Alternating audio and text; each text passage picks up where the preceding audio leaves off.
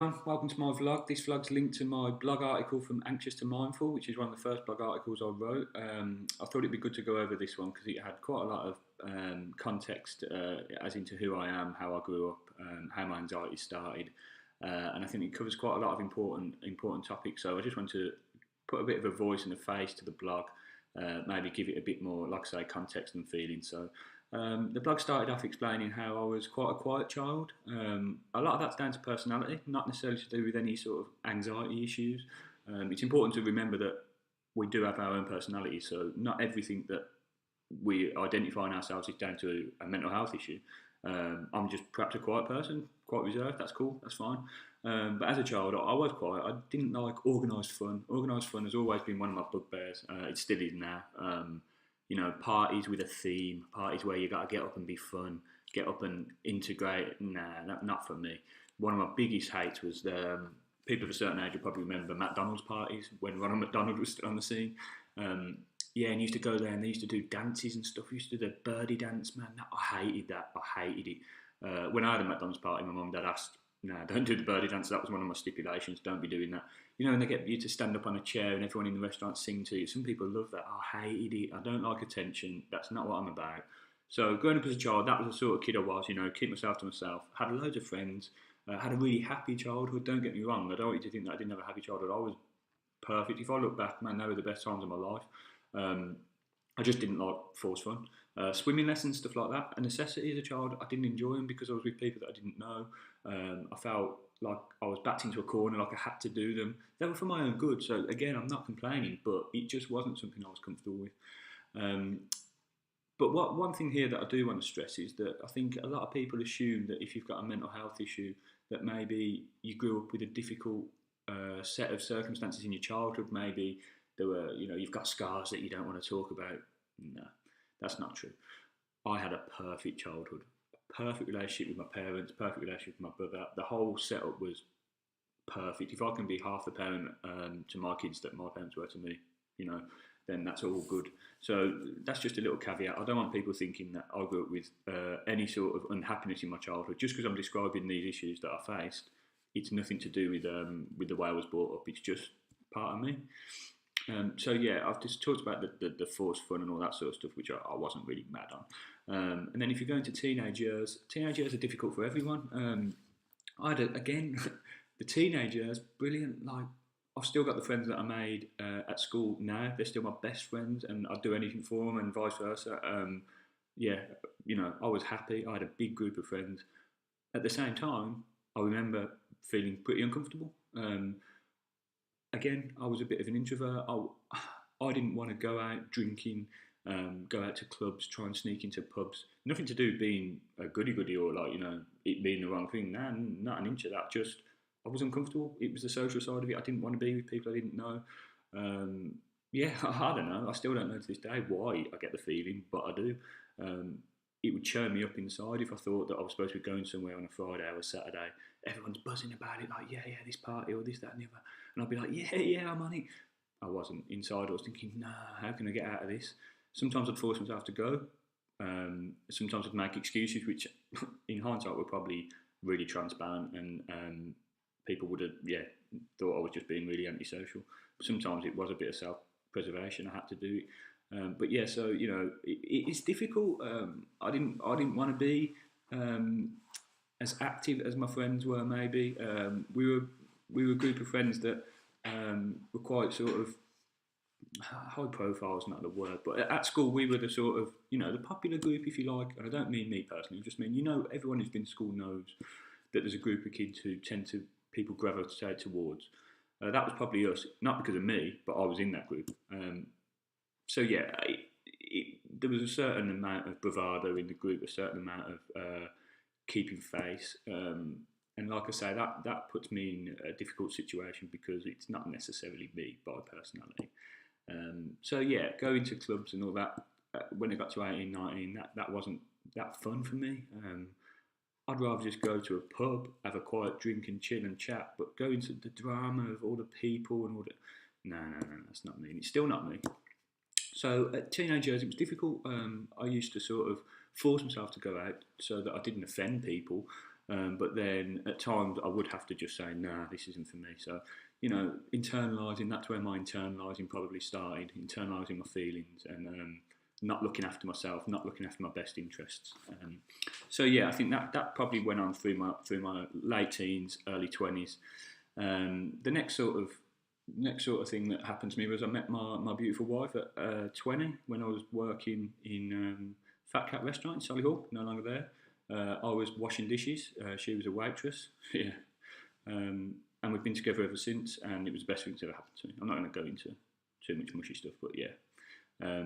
So by meeting her, it was perfect because it meant that I had a focus of my interest, if you like. So I wouldn't be going out every night because, I've got my girlfriend to be with, my partner, my wife eventually. It gave me an excuse, if you like, to not be going out and doing stuff. We bought a house when we were about 20. I was about 24 probably. Bought a house, so, those early 20s, that was sort of, I was all set up and that's all I ever wanted. I was comfortable spending time with someone that I loved. Still seeing my friends, don't get me wrong, but it was never a case of, oh, why isn't Dave coming to this, that, and that? Oh, it's because he's just got the house, he's got money to spend on that, he's doing this, that, and the other. So it was it gave me a good sort of excuse not to be doing stuff, which as any anxiety sufferer knows, is ideal. The next major event in my life, which probably has had quite a long-term impact on my mental health, even if I haven't always credited it for it, was at the age of 25, I think it was. I had a TIA, which is a transient ischemic attack, which is basically a mini stroke for anybody who hasn't got a medical degree, which I haven't. I had to have that explained to me. So yeah, pretty heavy, to be honest. It happened while I was at home. I sort of palmed it off at first, had a numb hand, pins and needles, slurred. I'm not having one now. Slurred speech. For only about a minute or two. It's transient. That's what the name means. It doesn't last long, but the symptoms of a stroke, if you like, but in a very minute way. Yeah, I thought it was weird. Obviously, went into the garden, tried to shake my hand off to see what was wrong. Eventually, my voice started to get normal again. My speech was normal. Had a raving headache afterwards for a couple of hours, but didn't do anything about it. Just sort of thought that was weird. In hindsight, ridiculous because it's not an everyday occurrence, is it? Next day, I went to work for half a day, and then just wasn't feeling right. So went to the doctors. Cut a long story short, it was a TIA. Had to stay in overnight, have a load of tests. To say it rocked me would be a bit of an understatement. That night in hospital, I had to stay over, was probably the worst time of my life. Thinking that if you fall asleep, you might actually not wake up again. Yeah, horrible. Had all the investigations afterwards. Everything was fine. Basically, they couldn't find out why it happened. It was just one of those things, which probably hasn't helped long term because there's no closure on it. But anyway, and I haven't had any physical effects from that long term. It's all good. But it did have an effect on my mental health, I think. Had about 6 weeks off work. Then when I went back, was back for like a day, I think. Broke down, couldn't do it. Had to have another 3 or 4 weeks off. And that's the first time I recognised the anxiety symptoms, the actual physical symptoms, the heart racing, the shallow breath, the feeling of like no energy, limbs weak and heavy, that sort of thing. That period after I tried to go back to work, that's the first time I remember that. And since then, I've had those feelings recur at various sort of intervals. So it could be that was the main trigger. I mean, I guess it wouldn't be a surprise if it was. So yeah, that was obviously a big thing. After that, there was things that I didn't mention in the blog. Actually, it's funny. My wife read the blog and she's been really supportive of me blogging my issues, because it's difficult for somebody that lives with somebody with mental health issues, and it's difficult when they start putting their feelings down in a blog, and there's bits that Nina will read and think, well, I didn't know that, you don't tell me that. And it's not intentional, it's just, I guess it flows out when you're writing.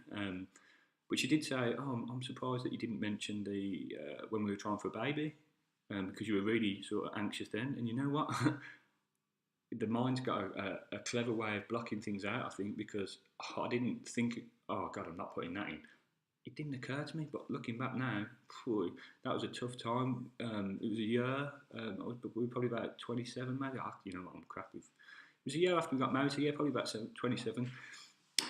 We were trying for a baby for like a year, and nothing happened. And we had fertility investigations, being poked and prodded, Nina more than me to be fair, but it turned out that it was something to do with my sperm count. Don't want to go into too much detail here. And we were told basically that, you know what, it probably won't happen naturally. You need to prepare yourself for that. And boy, that knocked me hard, especially seeing as the problem was with me. Yeah, I remember really not being happy at all. Really a tough time. So again, probably added to the anxiety.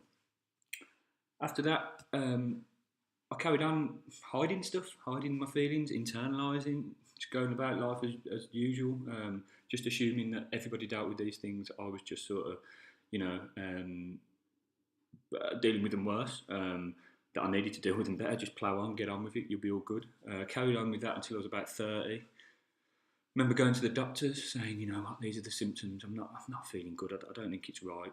Getting told, everybody deals with anxiety. Everyone gets it. You know, you just need to basically. And I hate this phrase because I think it's one of the biggest issues with men and mental health issues coming forward. And I hate it. But basically, you did say, you know, man up, go, you know, get on with it. So I left the surgery that day thinking, oh man, it is just me. It's me. I just need to deal with it. Everybody deals with it better. Why can't I deal with it better? Plough on, plough on. Yeah, obviously terrible advice. About 2 or 3 years later, I went back again to the doctor, saw a different doctor luckily, and this time he was brilliant. He's still my doctor now. I make sure I see the same doctor every time I go to the surgery. Yeah, as soon as I explained the symptoms, he was like, whoa, this isn't normal. You know, you should have come a lot sooner. I explained what happened, hereditary. Yeah, and we discussed my symptoms, and he said, you know what, you've done the right thing coming and getting some advice. He put me on a course of antidepressants straight away. Metazapine it was at the time. They didn't last long. They knocked me out. Talk about sedative. We had one young child at the time. I'd sleep straight through his crying, even if he was lying next to me. I had to come off them because I was like a zombie. But anyway, and then that's when my course of treatment started, and I started to give some sort of respect to the condition, and actually sort of recognise that I did need help. And it's been better ever since. You know, I went to some CBT sessions in the early days. They didn't work for me. I may revisit them. I wasn't in the right place to allow my mind to accept what the CBT treatment was trying to teach me. But so that happened. I've had a few different courses of antibiotics, antidepressants since then, just trying to sort of settle for the ones that are right for me. And the biggest thing that's helped me is going to counselling sessions weekly at Footsteps Counselling in Mere Green. It's a charitable organisation that do absolutely brilliant work. Yaz, the counsellor there, who I see, is fantastic. She's a miracle worker as far as I'm concerned. Getting me to talk about my issues, giving me advice. You know, she's been the biggest influence in making me get better, along with my wife. So yeah, I'd like to just give a shout out to Footsteps Counselling. If anybody needs any help in the Midlands area, please look them up. Like I say, they're a charitable organisation. They need all the help we can get. So also, if you've got any donations that you want to throw back, I know everyone's got a bit of spare money that they're trying to get rid of, but seriously, they're brilliant. So now I'm at a sort of positive stage in my life, actually. I had a bit of a sort of relapse about a month ago, before I started writing this blog. Had 4 weeks off work, really struggling again, and just still frustrated because I hadn't come to terms with what was happening. I had a couple of really positive counselling sessions, and now, you know what, I'm good. I've been still feeling the symptoms, but I've been aware of them, and I've been understanding why they're there, understanding what triggered them, understanding what I need to do to limit the impact of them. And yeah, I'm in a positive place. I've started writing my blog. This video, for somebody who doesn't like attention and the limelight, putting a video on YouTube seems a little bit oxymoronic, but you know what? It's good for me. I'm sharing, and I'm just trying to do things that I wouldn't normally do. And if they feel good, I'll carry on. If they don't, I'll listen to my body and stop. So anyway, I've rambled more than I planned on. Thank you for watching this video. I'm going to look to do some vlogs based on my blogs for the more important, the things that cover the more important issues for me, going backwards. But then going forwards, I'll make sure I do them at the same time so I don't have to catch up. Yeah, cool. So thanks for watching. I hope you took something out of that. If you did, if you've got any comments, feel free to comment on the blog or on this video, or send me a message, whatever. It's all good. I'm happy to help. Thank you.